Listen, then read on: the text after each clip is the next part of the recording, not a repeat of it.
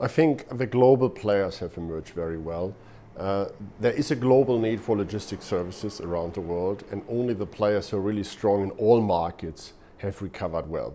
The smaller and mid-size who are just locally have suffered much more than the global players because the need is global. Many multinational companies like here in South Africa need a global supplier because that makes their life easier, and that's the reason why the global players have won through the crisis quite a bit.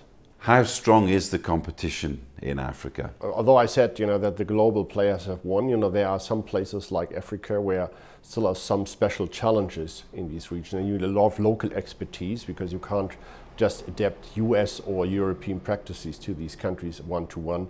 So there are some local players, but also the other global competitors of us have recognized that this is a very interesting market, much more growing than people thought. The thought in the last year was always Africa is only a small region and not growing very rapidly. We have recognized that much earlier. We invested quite a bit in the last years. At the moment we are benefiting from that. Nevertheless, the competition is now following. And a lot of new business opening up here. I mean, I understand that trade with India, between India and South Africa, is going to increase something like 10% before 2015. First of all, there are natural resources, which are definitely important. But there's also more and more better education. Many African states, like South Africa, have recognized that education is the key to a lot. Therefore, I think it's great that South Africa invests much more money in the education, because that is the key driver to get better educated employees, and they will drive growth. Why should growth limited to Asia? Just because there are some more people. Here in Africa live a lot of people as well, and I think if the states get education right, infrastructure right, there's a huge opportunity for further growth. What is your expansion strategy in the continent? Yeah, we have a footprint already in more or less all important markets here. So what we do is really organic growth, building on local people we educate, that they understand our business, and then leveraging our global expertise by bringing people in with the right expertise to train people in the best practices, as well as have the interface which customers need to all other regions of the world. So it's a very much an organic growth play instead of buying companies here and there, because we are convinced if we advocate them to our standards, we will be much more successful in Africa than instead of buying companies everywhere and try to build out of that a network. How much is it a problem for companies like yourselves, the problem of piracy in the Indian Ocean? In Davos, we interacted as well with UN participants, shipping lines, and we talking to them. We have to find an answer collectively. Not a single army from one country can solve that. It can only be done by the UN. I think they are aware of that. They are shy at the moment to say, we have to establish now an army there, a collective army under the government of the UN.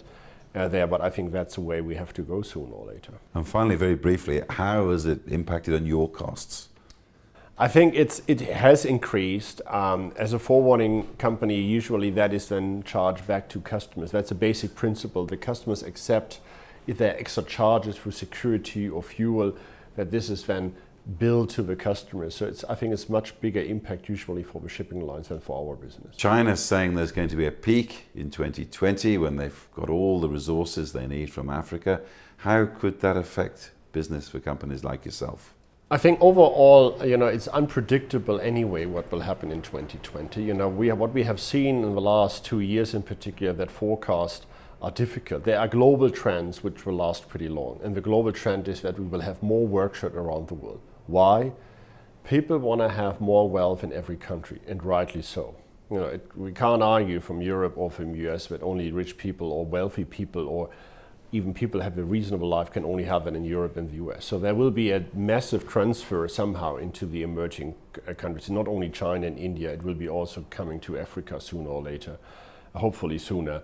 And as long as there's no balance, there will be a huge demand still for work share around the world. So the trend will only change if we have the same wealth situation around the world. And that's a long way to go, and that is definitely not achieved by 2020. So I see still huge demand from consumers in India, from China, and also in Africa. There will be huge demand.